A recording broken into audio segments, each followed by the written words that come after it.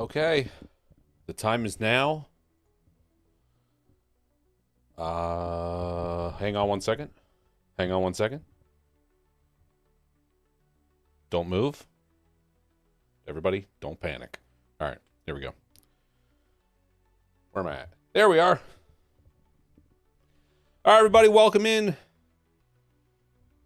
Let's get on in here. Welcome to another edition of Monday Night Live.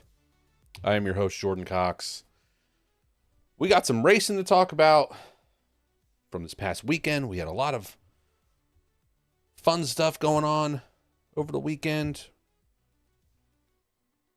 Racing here, racing there. So we're going to be talking racing, and then pretty soon, probably in about 15, 20 minutes, maybe like 15, 20 minutes or so, we're going to welcome in Smooth Shoe himself, Mr. Mike Mahaney. So Mike will be here in just a few minutes to join me, hang out, talk. We'll talk about this past weekend at Oswego for Super Dirt Week. We'll get into how the season ended up for them and what the schedule has coming up for Team 35 as well. So we got a lot to talk about. Let me see what I got going on here. If this is working, I'm just going to go ahead and get rid of that. This stuff is not working, so we're going to go ahead and get rid of that. What's up, everybody? Welcome in. Tell me hi. Say hello. Steven, hello. John, howdy doody. Tim, how you doing? Dave, hey, what's going on, Dave? We got you on Facebook. We got you on YouTube. So let me know what you got going on. I have in the Facebook chat a pinned comment of, if you have a question for Mike, go ahead and drop it in the comments. So I will just ask the same for our YouTube crowd. If you have a question for Mike at any point during the conversation or even before he gets here, go ahead and just drop it in the comments section. I'll be filing through as we're conversing later on. So don't be afraid to just, if something pops in your head that you want to ask Mike, hopefully we can get to it. Drop it in the comment section there. So we had Mike and Billy both racing this weekend. Mike obviously running at Oswego for Super Dirt Week. Billy went up to Afton Motorsports Park on Saturday with the Breitenstein boys and ran their car. Give me 1 second here, guys. Sorry, I'm just doing my tech stuff. I still got to figure out a better way to do this, but we're getting there. Maybe by the time I do this for a year, I'll have it figured out. Or not. Maybe that's the beauty of it. Okay. So we got our comments there. Doing that. Get that out of there. We got this going. There it is. George Canandaigua, how you doing? Get you in there. All right, so let's just get it. Let's hop into some results. We'll go ahead and just do the normal routine here. We'll get our dirt track untold. Just because we have one of our drivers coming in here to talk to us doesn't mean we have to ruin the amazing routine that I have set up here, right? No.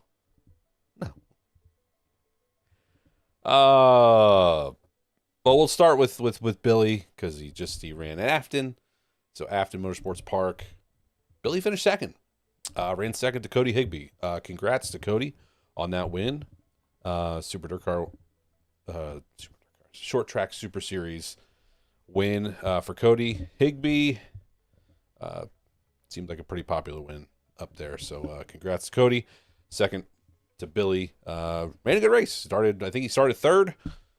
Stayed up front, but Cody was just kind of had everybody's number there. He was fast. Every restart they had at the end, he was fast.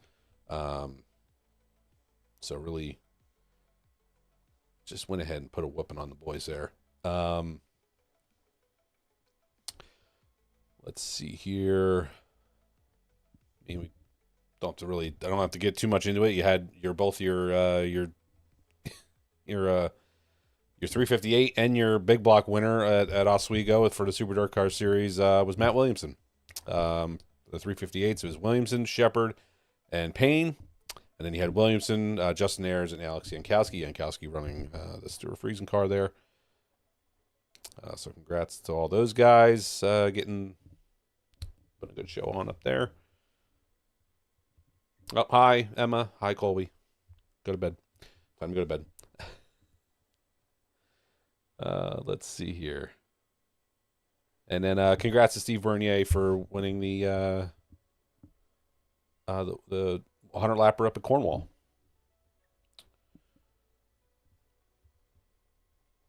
And that's pretty much it. Pretty much does it for all that stuff. But Mike just unfortunately not faring too well.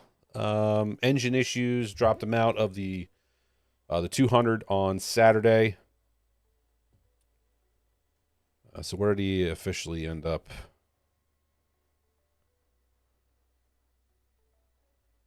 Where did he officially end up in the 200? 38th. So I think it was just before the break. Ended up with some engine issues there. So tough break there, and then he was 22nd in the 358 race. But we'll let Mike kind of share his thoughts on that. Like I have anything to say.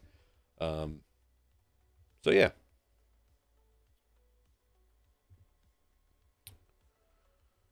But what's everybody saying here? What do we got? Might as well just go to you guys here. All right, so we had some people ask Oswego. Let's go. Steven, you were there. Steven, Oswego Speedway was awesome. I enjoyed it. Yeah, there we go. What happened? Engine woes. So we'll get to Mike. He can maybe give us a little more detail of what actually happened. I don't know if they tore into it at all or if they have any specific answer, but engines. It does seem like things were good. I mean, obviously a rough small block qualifying effort, but looked like he was going to make some hay and get up there and race up front, but it just never really happened. So tough track conditions. Yep, just what I was about to say. Actually, just tough run there. Todd, welcome in. Saw a couple black flags issued at Afton. Yeah. I'm actually going to show that clip later just because I like to mess with Danny Buck. Danny, if you watch at any point, buddy, we're going to show the clip. We're just goofing, bud. All right. Don't take it serious. Yeah, Mike was running well. Yeah, he was running top 10 for 200. Yeah.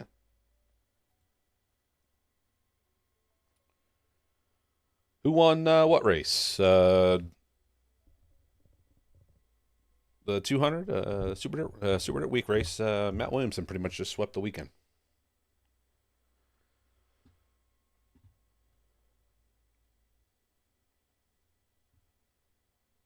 Wally, thanks for watching on both. I appreciate it. All right, I'll get your guys' questions kind of saved up here for a little bit. What else can I get into here before we get into? So we had the High Limit Series was also racing. Well, let's just go ahead and hang on a second. All right, so we covered Super Dirt Week. So you had your winners. We talked about Matt Williamson picking up the win in both the 358 race and the 200 on Saturday. Dominant. I mean, every time I was looking, leading. So, guys, I mean,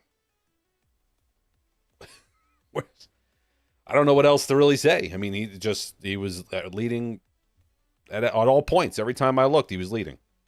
So they got something figured out on both those cars. That he runs two different cars for that stuff. So they got something figured out there. What was next? The Super Short Track Super Series at Afton. Great, like I said, great race by Cody Higbee. Track slicked off there. Everyone just kind of chilling on the bottom. Cody ran a great race. Billy right there had his shot, had his chance multiple times on the restarts there. The restarts kind of gave him an opportunity to maybe make something happen. One of them, he stayed next to him. He had a shot, but really no other room but the bottom to really race. So Oswego's. But still a great run by Higbee. We were at Afton on Friday with the short load car. Unfortunately for Mike, for Mr. Butler, ran second in his heat, which put him in the redraw. He got what was left in the redraw, which was 8th. He started 8th. It's about where he was running. Unfortunately, the guy in front of him just was running the corner. I don't know. Was running the bottom like somebody was wrecking in front of him every lap. Just back in the corner way up. So unfortunately, Mike ran to the back of him, tore the right front shock tower off the car, and our night was done on lap 6. So it was a long ride there, long ride home. Then I had to go to work that morning. It was rough, but so that was our Friday night, and at least Billy went there Saturday and had a good showing. And then at New Egypt, the World of Outlaws were at New Egypt Speedway on Friday. I don't know if any one of you were there. If you were, let me know how the show was. I mean, I saw a big crowd. The racing seemed like it was pretty good as well. Carson Macedo picking up the win. I think it was Carson, Logan Schuchart, and David Gravel. Gravel continuing a great run, a string of runs there. That's it. That's all I got. The High Limit Series was racing as well. Brad Sweet was the winner of the High Limit race at oh no. I don't know. Uh-oh. I'm hearing voices. That's not good.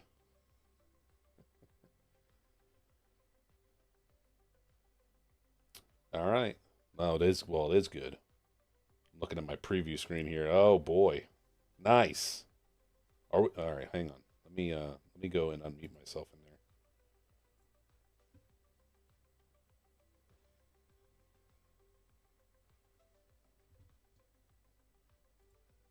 I'm going to mute them for a second because we're not quite ready. We're almost ready. All right. Let me see here. Are we ready over there? I don't want to jump you guys in too soon if you're not ready. All right. Let's see here. Let me check my stuff on this end. Hang on one second. All right. Well, fresh off a weekend at Oswego for the Super Dirt Car Series Super Dirt Week. Come on now. It is Mike Mahaney joining us. And it looks like we also have another guest joining us as well. All right, no way. All right, guys. Mike Mahaney, and we got MJ. Say hi, MJ. He's been talking. Yeah, we got him to talk. All right. Been talking all night. A lot of coos. All right. Awesome. Hey, been a lot of fun. We're spitting and cooing. Spitting and this cooing. dirt Awesome. was so special to be able to have him there. Yeah. And just the whole week was pretty cool because it's kind of like a major change. Yeah. Yeah, it's just been a major change for me and our team and my family and everything. With just having him come into our lives, and my race team has done such a great job of preparing. I felt like we were more prepared for Oswego than we ever have been. Right. Throughout the week, I just feel like everything was just super organized, and we had speed right out of the box. unfortunately, I made a huge mistake in the small block time trials, which I think set us back in that event a lot. Um, and then the big block, we were really good until the engine failure in the feature. So uh, overall, it was a pretty good week. It just didn't get really the results that we wanted to show for it. Right. It kind of puts a damper on it when you I mean, it looked like everyone was having a great time. You were the results, like I said, the small block, but the small block, qualifying, I guess, kind of just didn't go as planned. But you ran back up through to qualify, and Yeah, what the happened car there looked was like good. we Right. we time we practiced and the track was really dry and with a small block, and then it rained while we were lining up for time trials. Right. And I was in the first group, and um, I'd come in from time trials, and my dad was going like, "Why is your car rolled over so hard on the right rear?" I'm like, "Well, because it rained right before we went." I think we had a great setup for it being dry, and then just Yeah. it wasn't. We didn't adjust for the rain, Right. and I probably should have, but I didn't want to. I guess just outthink myself, and sometimes you go thinking like it's gonna be wet, and you put a bunch of stagger to it and everything, and Yep. you go out there and just hang loose, and probably should have gone a little bit uh Right. more with the adjustment Right. with The that. one time you don't want to over you're thinking that you don't want to overthink it, and it was the time that maybe you should, but how do you really know? I mean, I don't know how much it actually rained. I mean, obviously it was enough to change the track conditions enough for you guys going out first. So, but you can't dwell on it. Obviously, as I'm sure you're not. It is what it is. Yeah. And if it was the Yeah. old format where like everybody's in the same group, Right. going out first is huge advantage right after the rain. But that doing group time trials, everybody in the first group had a nice track. Yeah. Um, but I didn't hit my marks. So that had us starting pretty deep in the small block feature, and uh, we passed a few cars and made some progress, but not as much as we'd like to. I mean, we made a huge progress in the heat race, Yeah. 16th to 7th, I Yeah. believe, and we were coming. Just kind of could have used a caution, get some more spots, or else more laps or whatever. But uh, like we were picking them off one at a time throughout that heat race, having a lot of fun, and that set us up for like a 27th place start in the feature, and Yeah. seemed like, man, we passed a lot of cars in the heat race to be starting 27th, but that's just, it's a big event and there's a lot of cars there, and you really got to have your Yeah. stuff together when you show up. Yeah. With that, yeah, with that many cars, you have to make up that much time, um, or you have to make up that many positions just to get into the show. Um, I'm so proud of this guy having so much to say today. I've never heard him talk so much in my life. It's so great. the Uh, lights and the camera are on him. He's ready. yeah, he wants to do an interview. And man, did he do well at driver intros and Oh my uh, God. just The throughout the week with all the noise and yeah, everything. And yeah, honestly, the only night, the first night getting in the hotel, new place and everything, he didn't sleep so great. But then after right, that, he adapted really well. So we had a lot of fun with him there. yeah. Oh, And the pictures and videos of you you holding them up on the stage and stuff like that was perfect. so it was just the highlight of my week. Yeah, And um, for me, I feel like just having him has changed my mindset driving the race car. I feel like I'm a lot more composed. I race with a little bit. I feel like I used to race a lot more like with a lot to lose and a lot to like I had a lot on the line. Like I had it was the end of the world. Like the other night when the engine blew up, it used to feel like it was the end of the world. right. Like, we put so much in this dirt week and the motor blew up, and it was just that important to me, and it still is important to me, but it's not the end of the world. Um, Yep. you know, this guy's my world, and my wife and our family, and um, I guess I just I can drive a little more ease and again composure. I feel like I can get out there and just race like I know how, and uh, I feel like I'm doing a better job in the car. And that says a lot about my crew too, because they're taking up more work in the pits and then back at the shop. Yeah. But they're stepping up and taking a lot more responsibility because I'm here with him a lot, and they're just doing a ton. Yeah. And right, say thanks, Jacob and Lance. Yep. They're Shout out doing to a the whole lot. 35 team for sure. Yeah. And then we had Matt and Chip and Connor at the track this week, and uh, let's see, Alex and Eric showed up. Tommy.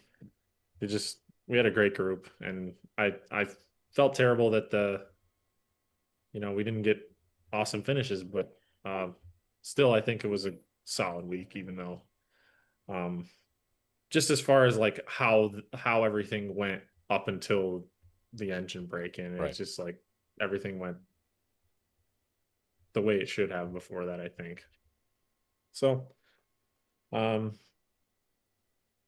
You know, I you don't know take, what else yeah, for me. you take your lumps on that one. Everyone still had a, like you said, everyone had a, it sounds like a good time was had at least. And, the team was firing on all cylinders. Everyone did their job. You can't, nobody can get beat up over just a part failure or, engine braking or whatever happens. That stuff is going to happen. It sucks that, two bad nights down there in a row. But the bigger picture is still, you're home. You get to spend time with the wife and kid, and you get to go back racing the next time. And that's Yeah. and And he that's and all it is. they were in the infield to console me the minute I got out of the car. Right. And it Yeah. just made me feel so much better because I've had Yeah. situations at Oswego where, you're out middle of the race and you're just stuck in that infield, and you're just feeling, you're just kind of feeling your sorrows the Yeah. whole time watching everybody else continue, and you can't get out of there. Yep. It's one thing if you can leave, but you just can't leave. And it was so nice getting out of the car and just holding him, and it just made me feel all better. Hey, And this will make you feel better. yeah, Here you go. and it did. And um, the reality is that we'll fix the engine, and we'll go back next year stronger, and hopefully we can win it. Yeah. That's all you can do. Great I think stuff. he's feeling pretty confident right now. Man, he's getting her done. I love it. I I love it. can't believe it. Well, speaking of Team 35, and you have a great group, which led to really a great season overall. I mean, we're talking about double-digit wins throughout this season for your win total, and a championship to go along with it at Albany. I mean, take us through how. I mean, now here we are at the. I haven't really talked to you on here. In front of all our people for a while. Kind of break down the season overall and getting those wins and how everybody helped you achieve that. And here, like I said, here we are. We're in the money season now, and we just finished Oswego. But how your season actually was, and getting that championship, and almost getting a second one at Airborne. Yeah, the regular season was amazing. We came off a lot of momentum from the previous year into this year with the small block. It was just a rocket ship. And we had great runs at Airborne and Devil's Bowl and Malta, and we won a series race at Can-Am. So just feeling very proud of how our team did with the small block series and the weekly stuff. Um, Second in points at every track. Felix Waugh beat us at all of them, and but a great racer he is, and you know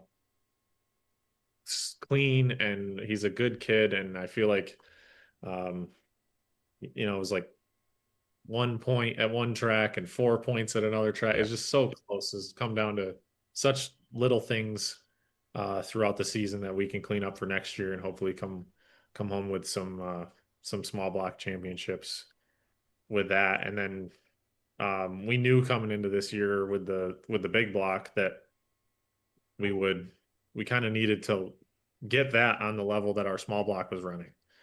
And we worked on it, worked on it, worked on it. And about middle of this season, we got a lot better. When we brought the Journey car out, it was just awesome. And unfortunately, we've had a couple of engine issues. Both of them were valve train related. Um, and that's kind of hurt us. But at the same time, we did get a win at Malta, and um, we've had fast car and some good results, and really just other than those two valve train issues, we've had just finishes, like really consistent finishes. Yeah. So again, hats off to my crew for just doing an awesome job of maintenance and keeping the cars going and having them fast. And I get in the car and I'm super confident that we're going to run well and we're going to finish, and that you know they keep the nuts and bolts tight on it, and that it's just safe and fast and everything. Um, and then just to overall our bet, the big thing is like 10 wins is the most we've had in my 6 years with the Huttig Auto Group race team, and that's just awesome. So it means that we're making progress and we're improving each year, and um, really, really, really proud of that. Yeah, I mean, there's there's a lot of things to be proud of there. I mean, when you're talking about all the consistent finishes, the wins. Listen, when you're talking about 10 wins in the win column, that's nothing to shy away from. And like you said, being consistent really any other night as well. Um, you're gonna rack up being in the top of the point standings. Championships are gonna happen, and it obviously is credited to you as a driver, but the team as well and how they stepped up. And this little guy came along during all that, so the team obviously, like you said before, stepped up and really continued that while you were doing the dad stuff. They really stepped up and kept that going for you guys to close out the end of the regular season, as you said before. Yeah, So I it was believe a great job by everybody. we've won more races since he was born than before. So um, hopefully I mean, that come we on. can continue on that path. And we've still got quite a bit of racing this year, and then going into next year. So uh, we'll just keep going. We got Brockville this weekend. One big block show on Friday, and Okay. Yep. small block show on Saturday. So we're looking forward to that. And then we have the World Finals 2 weeks after that. Well, and Georgetown going before on the way down to World Finals. Oh, So you're going to Georgetown. Okay. yeah, so they added that series race on our way to Charlotte. So Okay. uh, looking forward to all that. That's how we're going to finish out the year. Nice. So Brockville, Georgetown, Charlotte. Got it. All right. Well, that answers. Well, you just answered about like 8 of the questions in the chat that I would have possibly. You answered all of them in the last like 2 minutes, which is MJ's perfect. going to dinner. See you guys later. Hand them off. All right. Well, MJ's gone, so guys, we can just cut this short. Um, let's see. Let's get a. All right. Let me. Sorry, guys. Let me get a question in from one of you guys here. Let's see if we had something specific for Mike before I keep going here. Well, let's see. Larry says Mike is definitely more focused and relaxed. Great family and crew are a plus in racing. Absolutely, Larry. You got it there. How many more races this year? We just answered that. Do you know what broke in the motor? People have been asking about the motor from Yeah, so Saturday. Jacob Powell took the engine apart today and was able to see that there was a broken valve on the right side of the right side of the engine, I think. And the so the valve head dropped onto the piston Yep. and was Okay. bouncing around in there. And then the spring bounced over and held one of the rocker arms open and through one of the push rods on another cylinder. So first we lost one cylinder and then we lost another. Okay. And I had felt that it lost some power earlier before I dropped out of the race, and it kind of felt funny, but I wasn't sure what it was. It acted like, I don't know, maybe I lost just a plug wire or spark, something that I was hoping that we could fix at the brake. Right. Obviously we wouldn't have been able to now knowing what it is, but uh, I guess I I still have a very, you know, never give up attitude, and I just am hopeful that it's not something terminal, and that it's something that we can fix. So I was just trying to hang in there until the break and then hoping that we could fix it. But then with about 8 to go before halfway, uh we lost that other cylinder, and it was it was time to hang it up. Yeah. Uh I wasn't on pace anymore. The engine started to vibrate, and at that point, you know that you could be causing further damage. Right. Um, Yeah. It doesn't matter how Initially, optimistic you I want to don't know be if in it that was scenario. just, I don't know, and all that stuff can happen really fast. Like Yeah. sometimes engines break, and you can't, like, even if you try, you can't shut it off fast enough to save it from further damage. Because the stuff bounces around. I mean, it's Yeah. turning 8,000 RPMs. What do you're not going to stop it. But at the same time, I don't know, that valve might have just been bent or something for a while, and Hmm. then when it finally broke off, that's when I pulled in or something, because it wasn't that bad. It was just kind of like down on Yeah. power and kind of lazy for a while, and then it got worse. And that was when it was time to, Yeah. okay, this is a lot more serious Yeah. than it's showing. And the trouble too is, like, I think throughout the weekend there was guys with engine issues that were, unsure of what it is too. And the gauges in the car don't tell you everything. There's an oil pressure gauge, but it doesn't tell you it tells you you have pressure, but it doesn't say the oil level. There's a water pressure gauge, but it doesn't tell you how much the pressure is. It's just a light that flickers on and off, and a lot of Right. times it bounces based on ground and stuff like that. Yep. We had an issue earlier, electrical issue with the car in qualifying. We couldn't get this car to start. We put a new starter in, new battery, checked all the wiring, just couldn't get anything to work. And finally, we grounded the bolt that holds the starter onto the bell housing to the battery, and then it started great. For some reason, that wasn't getting ground, Yeah. which is weird because you'd think, I mean, that's bolted to the bell housing. The bell housing bolted to the motor plate. Motor plate's bolted to the frame. You'd think it would all connect. Um, I even went as far as grinding all the motor plates are now black anodized, so I ground all the anodizing off the aluminum before I put the bell housing on, and that Okay. wasn't even good. So I still needed a ground strap. Uh, Wow.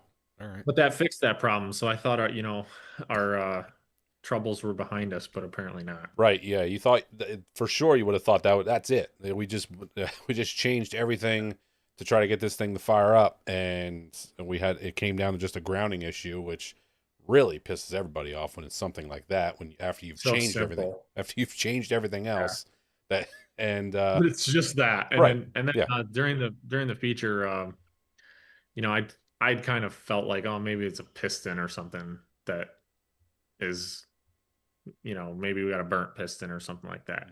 Um, so I come in and I'm like, oh man, should I have jetted the carburetor up or whatever? And I'd looked on, uh, Bob Oliver does our carburetor from Competition Carburation, and he had checked the weather, and based on um uh the air density, Hmm. that we should have been on the baseline jetting, and that's where we were. So I don't think we were lean. Um, Okay. so I think, it's just a freak thing. Valves, sometimes they break. It's one of them things. It's just the way it's yeah. But like you mentioned before, it could have had a slight bend at one point earlier, and you don't know. It finally just decided to go at this point, and to Hmm. some. It's how it goes with motors. Um, what do we got here? All right, so everyone keeps asking me, no Eastern States? Question mark.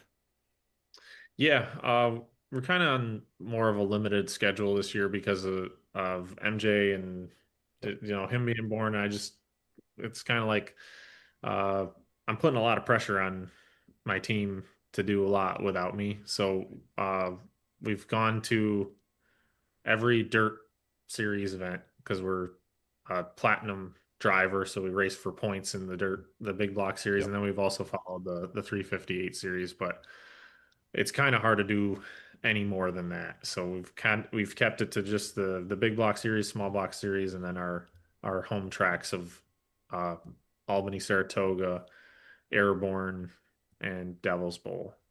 So Um, so I feel like two or three people mentioned this in both on Facebook and YouTube here. Sorry, I'm going to go with just Don over here on Facebook. About the question mark about maybe Albany, Saratoga not being open in 2026. Is there something that you might know about that? that's supposed to definitely be open in 2026. Okay, They made an announcement at the last race that they're definitely going to go another season. awesome. Okay, I know that's been a question in the past couple seasons that they don't know if they're selling it or what they're doing, but um, right now they've made an announcement officially that they will race next year, and that's super exciting. It's our it's our home track on Friday nights, and we really enjoy it there, and glad to that they're going to be able to keep it going. And the longer it keeps going, you know, maybe all those rumors of sales will or yeah, whatever can fall apart, and we can just keep racing. yeah. That'd be That would be the best case scenario for sure. But I know that uh, other tracks have kind of had that happen as well. That there's been um, sales deals in the works, and the lawyers can't get the script right and get yep, everything approved, and it falls apart. And then guess what? It's still a racetrack because nobody bought it. yeah. So It happened up here recently with Grandview. You know, right, and they're still racing and going strong. And nobody's been talking about that selling for a couple years now, as far as I've heard. So yeah, you're absolutely so right. hopefully it doesn't. Hopefully it just stays that way. Yeah. Um, Ed Daniel asked Volusia next year. Man, that would be cool. I think, you know, I really love racing at Volusia. I think it's a really fun racetrack to race at. It's too early for us to say if we're going or not. But I definitely think that, based on the engine issue we had at Oswego, I would think that we would definitely want to just concentrate on our big block engine program leading up to February Yeah. and probably make a decision on, do we chance having an engine issue at Volusia that shorts us on engines through the rest of the season, Right. or do we have enough fresh pieces to be able to go down and have some fun down there? Because um, for us, it's a non-points race. Other than it gets you like stuff towards like the Hoosier Tire weekly points or something like that, Okay. Yeah.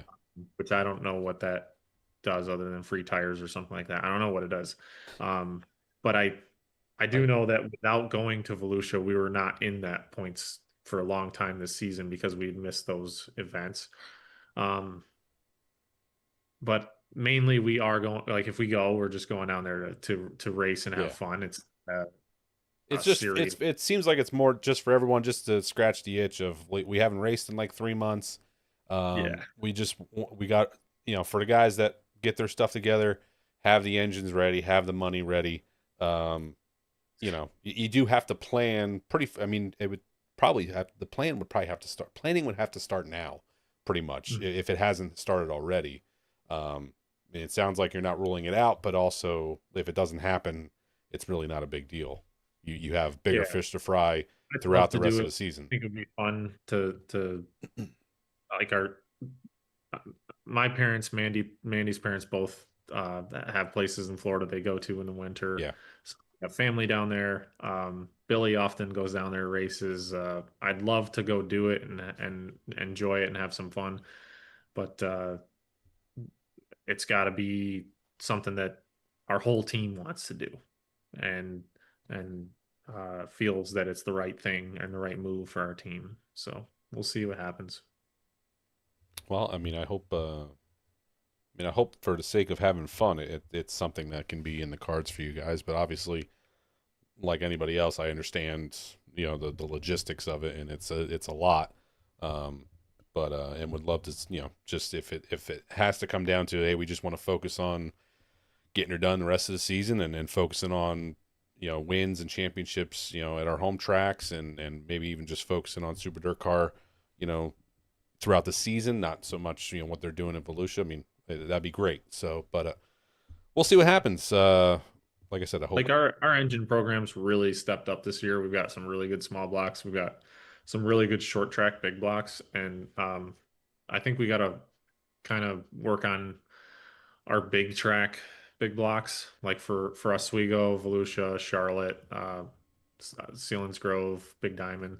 Those tracks take like a bigger track engine, I feel like, Mhm. and uh, I think that's something that we're kind of a little shy on, uh, like top end horsepower wise or whatever, like Mhm. in Lebanon Valley and stuff. We've run okay at some of those tracks anyway, but um, just in a perfect world, I think we would um, set a couple like a car with a big track engine for those tracks, Right. and then a car for the shorter tracks Right. with a different cam and cylinder head package that fits that. And I feel like that would help us run better in on the tour for and gain more points and have better finishes. Very well said, and something that I've heard um, others say. Well, Billy being one of them, mentioning that kind of thing before.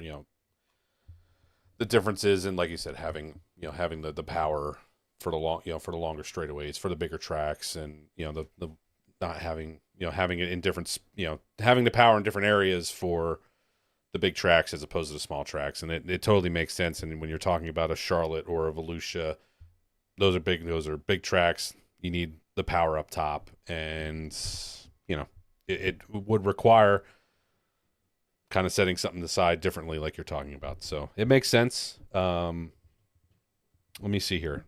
I did want to just get to a comment.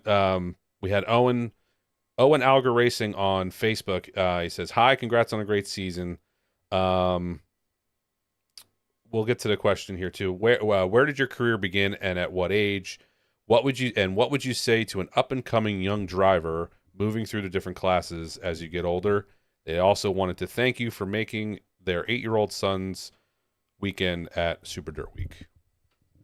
Oh, I this is a great question. So I had a few kids come up at Oswego and talk to me about similar questions. So uh, I started out going to the track with my dad. He was racing, and I was working on his car. And then I begged him to race, and then I eventually bought or saved up. He told me to save up my money. I was like, I want a go kart. Well, you save up your money, and he didn't really want me to get a go kart. Told me I should get a slingshot because they wanted me to have a roll cage, which I totally agree with now that I'm a father, and I Yeah, feel like it's just the safest way to go. You need a roll cage, but there's also other options. There's quarter midgets have a roll cage. There's I don't know, there's go-karts that have roll cages. But either way, I just feel like you want to get your kid in a really safe race car. I really feel like the slingshot is a great option. That's what I got into. It took me till I was 14 to get rolling in that, uh, and then it wasn't until I was 16 that I got into a full size car. So, um, my recommendation for a young man or woman that wants to get into racing is to learn the ins and outs of the race car. Uh, unless you are like born into huge amounts of money, you really need to be able to do this from the ground up. And uh, the best value you have as a race car driver is if you know how to keep the race car running, because if you're ever, whether you're driving for your parents or a car owner or whoever, they don't have time to work on it. They may have just enough money to get you to the racetrack, but they don't have time to fix it and work on it. So the best thing you can do is try not to crash it and just try to get out there and make laps and learn before you go out and race so hard that you wreck it. And then just take your time and learn how to work on it.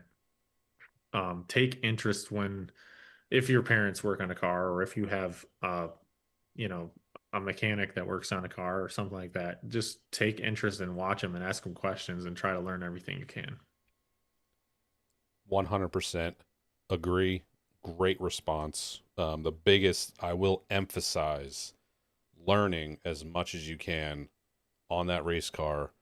One of the best things, I mean, listen, I have a dad who, just like Mike, raced for a long time and showed me a lot of things. And there was a lot of shortcuts for me because he knew so much and had so much knowledge, that we were able to kind of, like I said, there was a few shortcuts here and there on my end that I didn't have to learn.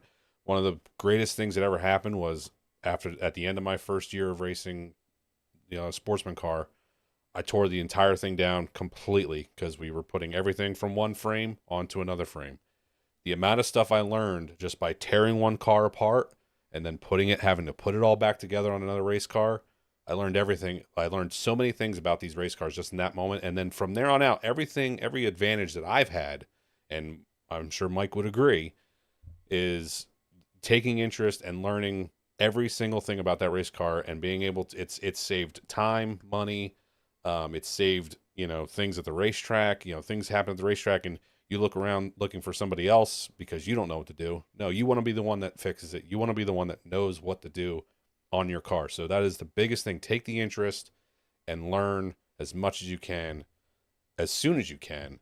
It does so much, for your racing career. But that's just one thing I wanted And to on top of emphasize. that, not just your value to other people, but just when you get to the racetrack, there's nothing worse than that helpless feeling of, I don't know what's wrong with the car. Right. Yeah. You can be the one to figure it out. It can make or break your night or Yep. your week or your year. Just being able to diagnose it and fix it yourself. So And what things, maybe, if you're a guy that's on a budget, like oh, I know I can get away with, I don't even know, I'm not sure of an example, but just like how much you can get out of, this apart, part or piece. If it bends or breaks, you can straighten this out, yeah, to get a few we more don't need weeks to out of it. replace something that isn't broken. Right. Waste money. Yes. You can save the team a lot of money by fixing things that are fixable. Yep. Learning trades like how to weld, and fabricate things, or else, being able to make parts. If you get like, there's classes in high school for machining and welding and stuff like that that can help a lot in this sport. I took those classes. I thought that it helped me a lot in saving my race team's money from having to buy new stuff all the time. Yeah. You're still going to have to buy parts. I mean, sometimes it's more expensive to have the machinery to make parts than it is to buy a part, right? But in situations when you could fix something instead of replacing it, it saves a lot of money. Absolutely. What we got here? Is that Lisa? Lisa, right? I saw your comment before, but you just asked it again, which is perfect because it brought it to my attention again. What was the most technically difficult track that you raced on this year and why? I feel like Ceilings Grove was extremely difficult for me this year. And the wreck, the huge wreck on the front Yeah. stretch was just opened it up even more. But even take the wreck out of it, I just feel like that track was extremely technical because there was smooth parts of the racetrack, there was bumpy parts, there was tacky parts, there was slick parts. There was dusty areas. There was not so dusty areas. It's a huge track Yeah. compared to what we normally race on. Like tire compound, gearing, setup, how I drive the corners, and the fact that I don't go there very often, and we weren't there last year, played a huge part in that. Just being, I just feel like I was taking in so much information in hot laps and then time trials and the heat race and then the feature. Just every time I was on the track, I was just learning. Where when you go to the track that you race at weekly, a lot of times you aren't always, processing all that information. It's kind Right. of like, well, here I am just making the same corner I do every Friday night.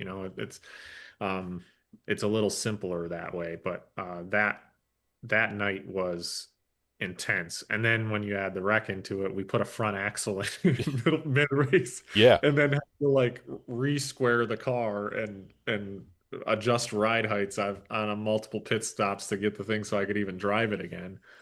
And then Yeah. we came home with a top 10, which was a huge component to us. We're still in the top. We're sixth in points in the series, so that's that night was huge for us. Yeah. My pit crew really saved me. And I'm sure you learned everything you needed to learn by that car those last however many laps after that wreck.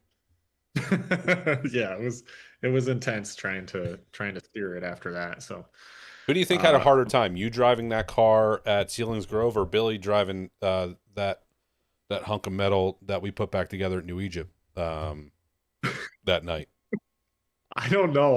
I didn't, until you see it up close. Like when I watched him go back out at New Egypt, I'm like, I think he's okay, but Yeah. probably in the car it was a little tougher than it looked. But Yeah. he had a good, same thing. You guys did a great job. He Oh he my got God. back out there and he got a finish, and it's tough. Like the points battle at New Egypt was a lot like uh my points battle with Felix. Yeah. Wow, this is just that close that you couldn't have anything like that happen and still come home with a championship. You needed to Yeah. finish every, and uh, yeah, so that was unfortunate, but um, definitely, yeah, it's not easy to drive the car after it's been bent, for sure. Oh, yeah. It's, I mean, either one, like I said, Got to either get one the of you. welder out to Oh, mid race. oh That's man. never a good night. Oh man. I mean, listen, we ran down there and I'm running with Mikey Butler and he's like, I don't even know why we're running down there. And I said, well, you never know. I said, they're You taking a while to clean got to this up. try, right? You never know. Let's go see what's going on. I mean, and credit to everyone that showed up down there. It was everybody, getting their hands involved. But whew, man, was that thing rough.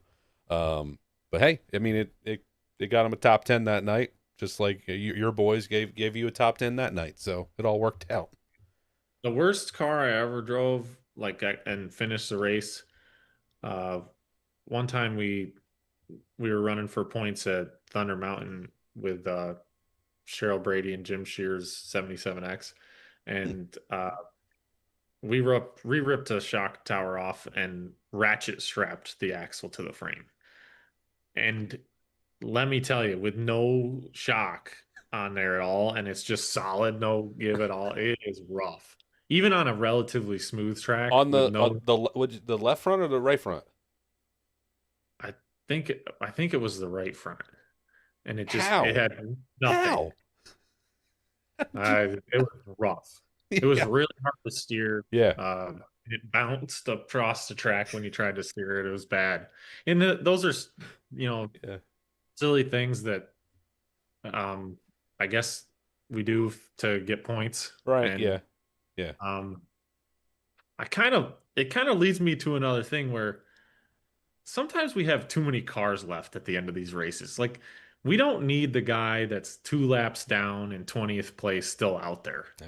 Like, Yeah. why don't we restructure the point system so that like past 16th, it's just everybody gets the same amount?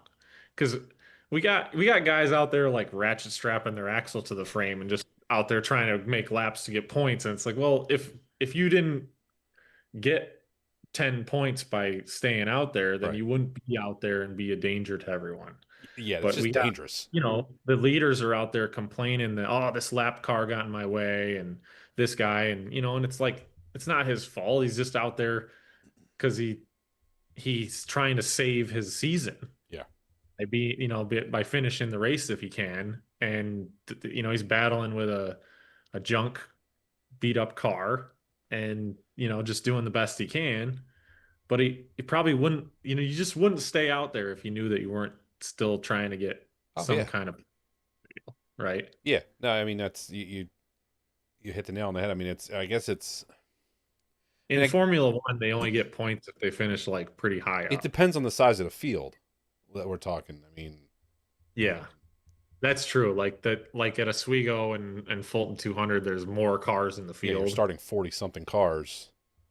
But same thing. I mean, I was battling with cars at the Fulton 200 that were multiple laps down, and Oh that yeah. race isn't for points. And I'm Yeah. wondering, and the payoff drops so much from like 14th on back. I'm Right. wondering what are these guys still out here for?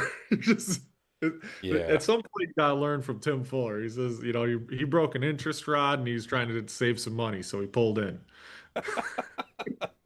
That was that was just a great, great quote That's because perfect. it's like, you gotta just give it up, Yeah. And Some guys, some guys it I have a hard clicks. time giving up. I have a no quit attitude. I want to do the best Right. I can for my team, but um, sometimes you gotta be smart and that Yeah. uh, Well, live I to mean, race another day, right? listen, some guys are smarter than others, and I mean, some of them aren't really on the racetrack with you.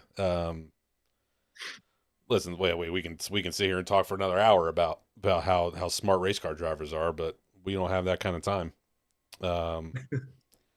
Um, hang on, I had one race in mind. I'm going to get to you. Your question's a little more in depth here. Where'd it go? Where'd it go?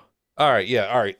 Ronald over on YouTube, he had um in this day and age, rather than run regular tracks, why not run the tracks with the higher purse? Chase the Hmm. money, Uh, essentially. It's an that's age old question, Ron. it's a great question, and I feel that um, you know, there's a lot of components that go into where you race as a team. You have the car owner, the driver, the crew, the sponsors. They all kind of conflict, right?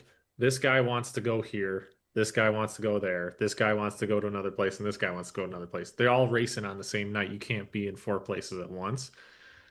What ends up happening is the guy that pays the bills tells you where to race.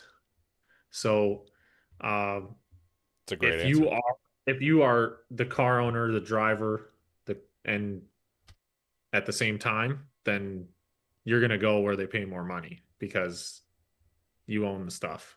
Um, for me, I'm gonna race where my team wants me to race because I'm lucky enough to I I drive for the team and they do they do the work, they pay the money to get us out there, and I'm just the guy lucky enough to get to race a car for a living, and I'm very grateful for that, and so I will race where they want to race, and whether it pays more money or less money or whatever. I obviously would prefer to race where they pay more, but sometimes it can save money to race closer to home. Sometimes it can save money to race a certain type of engine package. The spec 358 engine package, in my opinion, is the most affordable modified out there right now. Yeah. Um,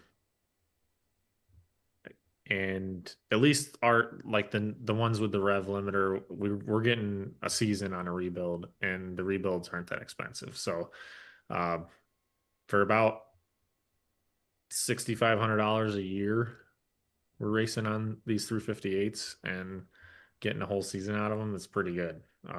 Yeah. Yeah, it's really good. Where Uh, I feel like the crates are spending more money than that. The uh, Don't get me started, Mike. Don't get spec me started. Wagners and this and that. They're all spending more money than that. So this is a whole nother subject, but regardless, that is a factor into where you race, Yes. which engine package you have, which one is more affordable, whatever. But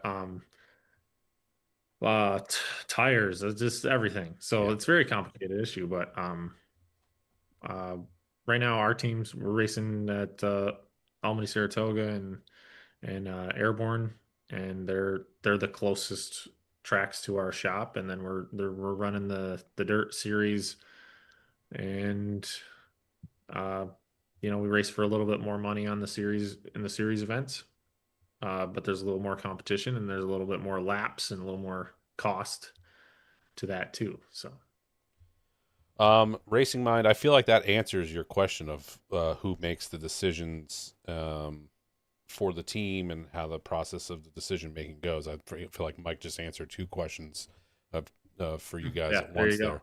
Um, Sponsors, the car owner, the driver, the crew. yep. Um, let's get at least one more. Oh yeah, Aaron on YouTube. You had why did you run Jacqueline instead of Jade at Oswego? Well, Lance took we took the engine out of Jacqueline and Lance took it all the way to Florida to get it rebuilt before Fulton. And I Okay. thought that thing ripped when it was fresh. So we did the same thing last year and it went a whole season and then we rebuilt it before Dirt Week again. Um, and it just seems to, give you a little bit more power. And I thought that would help us to qualify. And uh, then I went out and blew my time trial session with it. So, but but regardless, we just Uh, went with that car. It felt like it was a good car at Fulton. Good. Then the engine ran really good, so that's why I went with it. I like it. That's a great answer. It's a very informative answer. So there you go. Uh, I think somebody asked how long does it take to rebuild the engine? yes. And that comes down to a lot of factors, but the main one is the parts and the machine work. So if you once you have, let's say the engine is running right now and you don't have to you're just taking it apart and putting it back together, you could have it done in a matter of hours.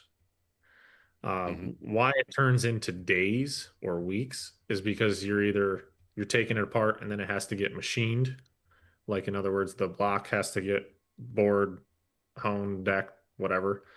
So that's a day's work to get it machined. And then once you do that, the parts inside the engine change. So you've honed the piston bore bigger. Now you have to get new pistons because they have to be bigger for that size cylinder. You order the pistons, they take weeks to come in. There's not that many people that stock all the different sizes that you need. So they're often like a custom part in these engines. It's another reason why the spec engine seems to be more affordable is because when you go to do the rebuilds, like the pistons are very simple because they're not dome pistons, they're flat tops. You just have like 5,000 increments of the same piston. So everybody stocks them and it's just Yeah. easy to get them. So it's like that rebuild was able to be done in a week before Dirt Week because the parts are so easy to get. Right. If it was an open small block or a big block, it would take longer. Yeah. All right. Um, Jacob keeps asking. He wants you to explain what active arrow means. Well, this is a term that Jacob needs to submit to the Urban Dictionary or something like that. I think, but I think him and his college buddies were uh, they had this Because he theory has me about wondering what he's talking about. some of the panels on the race car that move. They call it active arrow because when the panel is in this position, you've got a different amount of downforce than when it's in this position. Right. So, uh, probably the best example of active arrow, like a legit example, would be a winged ISMA super modified because the Okay. wing stands up when they go in the corner Yeah. and then it flattens out on the straightaway. So you have less drag down the straightaway and then you have more downforce in the corner. Uh, so that's like a real legit uh, Scientific act, answer. active arrow. But I think what Jacob's talking about is like when you got some cracks in your body and it's just like flapping around and We just kind of joke around about that. Well, that's active arrow over there. Don't worry about that. Yeah, the okay. All right. I get it. I get it. All right. Well, there you We have a go. lot of fun joking around about stuff like that. You guys didn't ask for that, but you got the answer for it anyway. Um, let's see. Let's get one more in here, guys. Let's see. Let's get one more for Mike before we let him go. He's been here almost an hour with us. We don't need it. I'm sure he's got some daddy-o things to do here. Let's get one more. What do we got? What do we got? You guys have great questions here, but a lot of them we already answered either by either by actually answering them or just by chance. Yeah, sorry guys, he's not going to Orange County. Um, John asked, did you ever consider running the Chili Bowl? Oh my God, the year that I went with Billy and watched him race the Chili Bowl, man, Uh-huh. I got the itch and I was like, I'm gonna build a Chili Bowl car next year and go to the Chili because this is the greatest thing I've ever seen. Yeah. And I even sat in one. Um, I was looking them all over. I was taking pictures while I was there. I Oh was like, boy. I'm gonna redesign one of these with a better suspension package. I'm gonna come here and whoop their ass. Like I was out of my mind. Those guys are incredible racers, and I'd love to do it, but I think my head would stick out of the top of the cage. I think I'm just a little bit too tall to fit in the Chili Bowl car. And then when I realized that Right. they run, thinner wall tubing chassis and everything to Oh go my. there to Yeah. save weight and everything, I'm like, this isn't for me. I Yeah. was already I was already out of my league when I was racing full size sprint cars to go in a smaller one. I would just be that just doesn't make sense. So um I would have a hard time uh you know putting my son in one of those cars. I don't know. I love watching it. I I just think it's the greatest racing watching those midgets in one Oh of those yeah. sprint cars. You take all the active arrow out of the situation and the racing.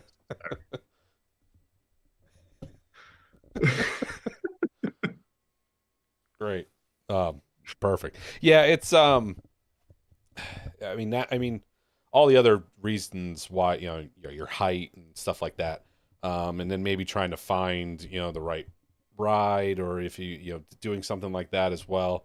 And also now it's to the point where uh you've now realized, what I realized years ago, a couple years ago, it's like now that stuff's kind of a young man's game and now you have someone, you got your kid back home that wants you to be home and in all in the right I'm a piece dad now. all I can't come home like I'm like yeah, all tore up right. and can't All the walk pieces and need to stuff. be there. I gotta, yeah.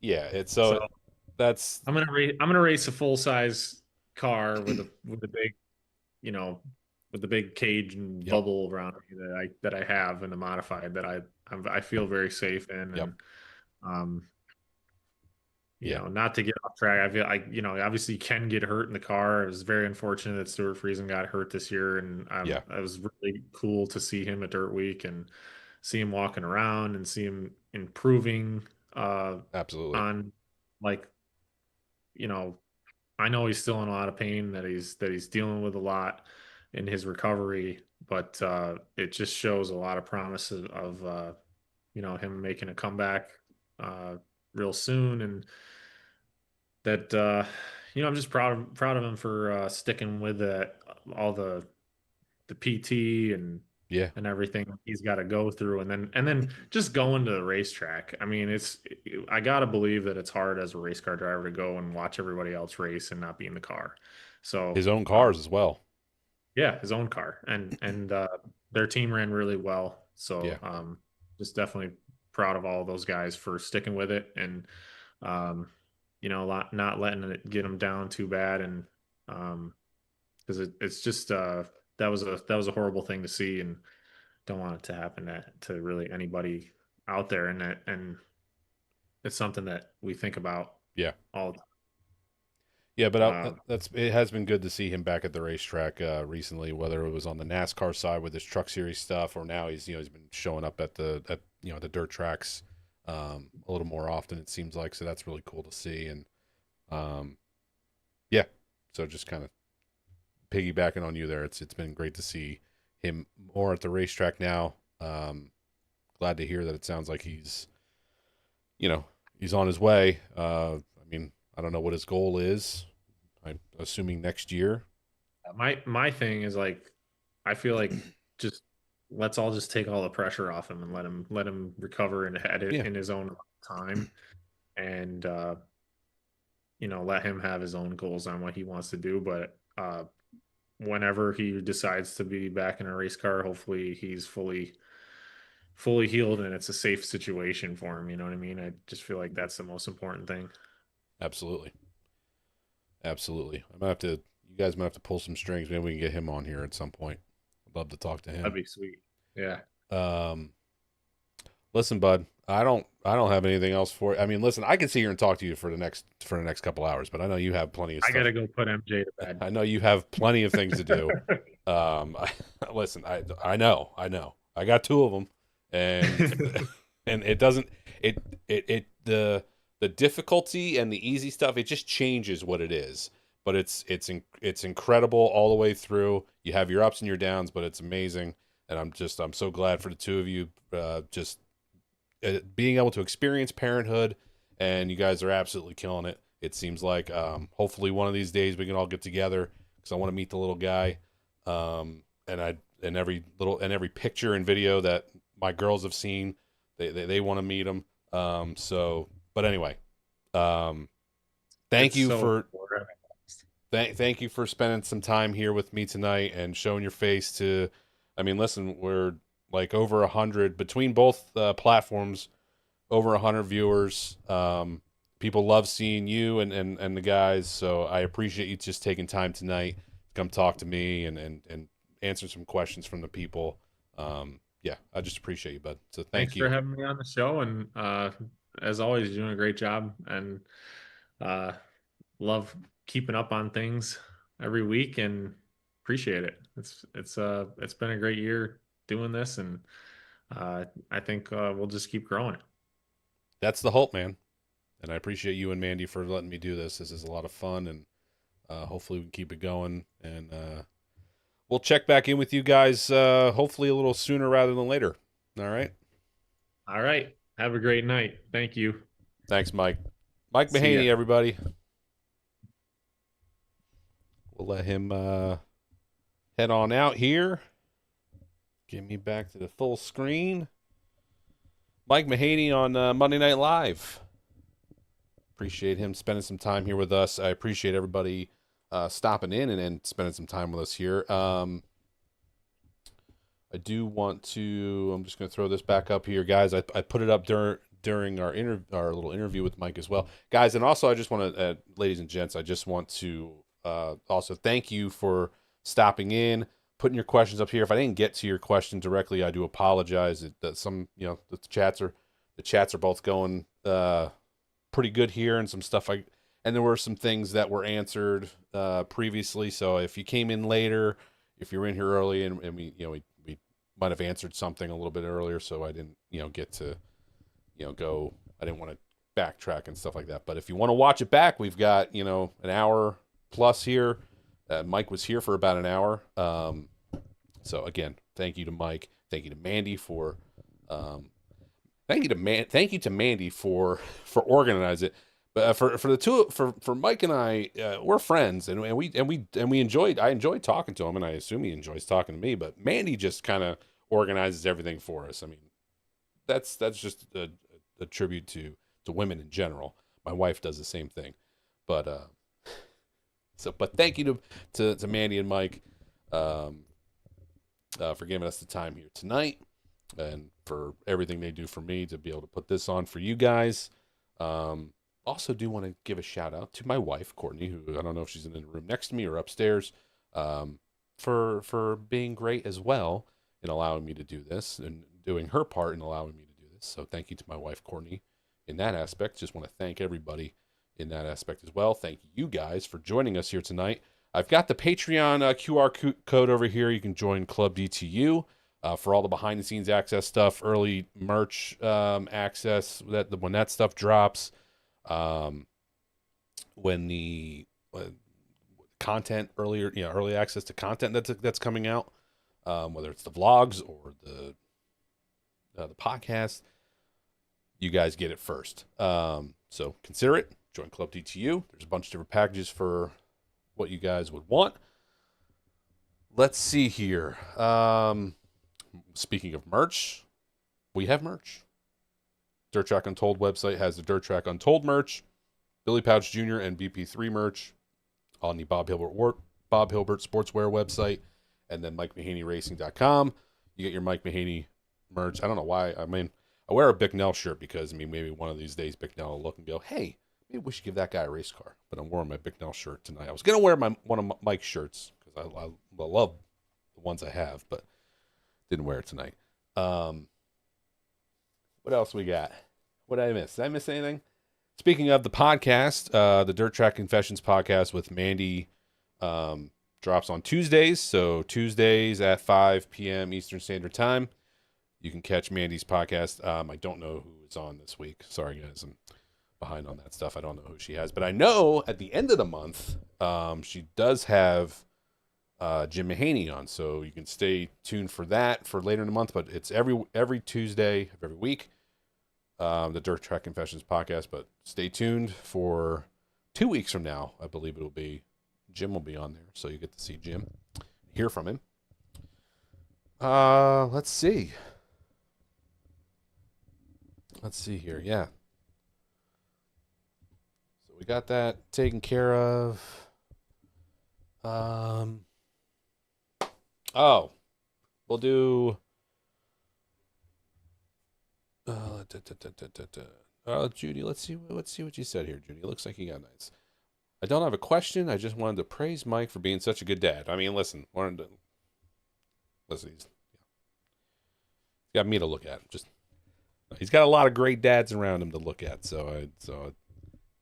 But he's doing great as far as I can see as well. Even though he had a busy weekend, he had plenty of time to be daddy. Yep, absolutely. Absolutely. Thanks, Wally. I appreciate it. I appreciate that.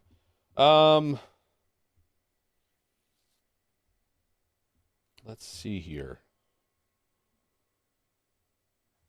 We've been on long enough. I think we can just kind of call it a night here. I will leave. All right, hold on. I'll leave you guys just with one clip because I said I was going to put it on earlier. And listen, Daniel, if you're watching later on or if you're watching here live, don't hate me, buddy. But I mean, it's just the move here at Afton, Danny Buck, Scott Farrier, right? I believe that's the guy in the 20 car here. So Danny and Scott get into a little bit of issue here, and Danny, does his thing. Listen, I don't condone this kind of action, mostly because I'd be thinking about that front bumper and how messed up that front bumper is now. But I mean, listen, Danny wanted to get his point across that he was very unhappy with the way things turned out for him right there. I wish he maybe only done it once, but yeah, maybe they went back and forth. But listen, he didn't want to be one-upped. He didn't want to be one-upped. So I appreciate the effort. Can't wait to see him because I'm gonna ask him if he was salty about this. Just like, Daniel, what are you doing, buddy? But listen, I mean, I don't really know. I don't know who you say is in the wrong there. I mean, the 20 could have backed out. Danny kind of pushed up the racetrack. The 20 was there. He could have backed out, lived the race another day. It's one of those where, but then, I mean, this isn't really that great. But listen, Danny's a good dude.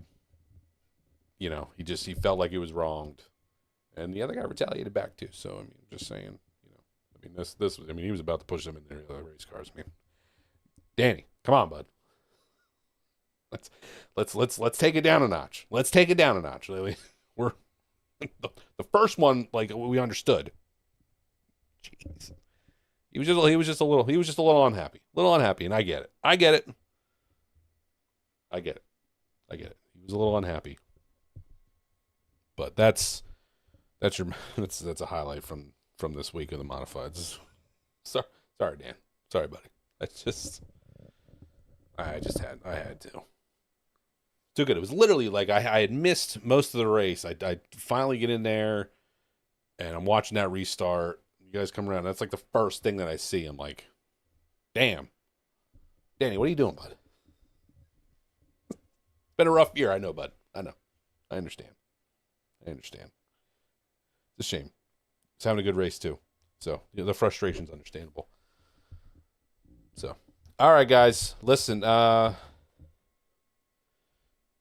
hit the hit the like button. Yeah, appreciate it, John. Thank you. Hit the like button, guys. I appreciate it. Whether you like it or not, I appreciate the support. All right, guys, I appreciate you. I appreciate everybody that stopped in tonight. We got to talk to Mike and get an update on everything going on with him. I appreciate the time from him and everybody. We'll be back here next Monday for another edition of Monday Night Live. So come back next week. We'll be here again to talk some racing. We'll have Hagerstown coming up. Oh, that's right. I didn't put the schedule up. I mean, we talked about it with Mike and his schedule, but Billy, he'll be at Georgetown and then on Friday, and then Hagerstown Saturday. Mike is Brockville for both of those days, and then Billy's going to Pagoda. Anyway, but I'll leave that up as I'm going as I'm signing out here. But I'll also be at Hagerstown for the weekend with Mike Butler. So if you're going to Hagerstown, come say hi. Wherever you are, go racing. Get to a racetrack. Support your local racetrack. If you can't support it in person, there's live feeds and streams from just about everybody. Support it that way. All right, and that's it for me. I'm going to be signing off here. Again, thank you everybody for coming in and hanging out with us tonight. I appreciate you.